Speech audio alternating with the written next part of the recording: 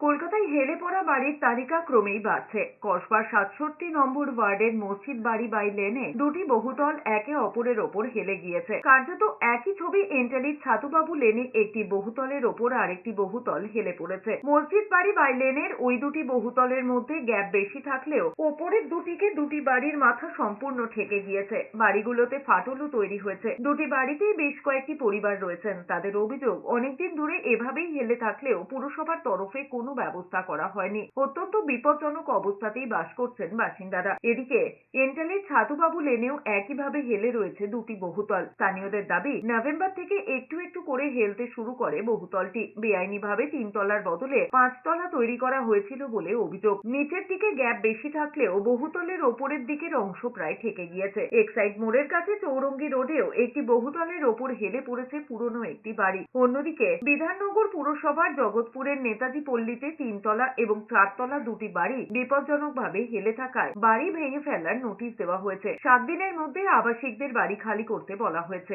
Police এসেছিল, police এসে দেখে গেছে, কর্পোরেশনের লোকও দেখে গেছে, কিন্তু এইভাবে অবস্থা পড়ে রয়েছে দীর্ঘদিন ধরে। অবজেকশন তো দেওয়া হয়েছে, নাহলে পরে কর্পোরেশন থেকে লোক এসেছিল, এসে দেখে গেছে। তারপরে ওরা কোনো ডিসিশন নিতে পারেনি, তাই এই অবস্থায় রয়ে গেছে এখন।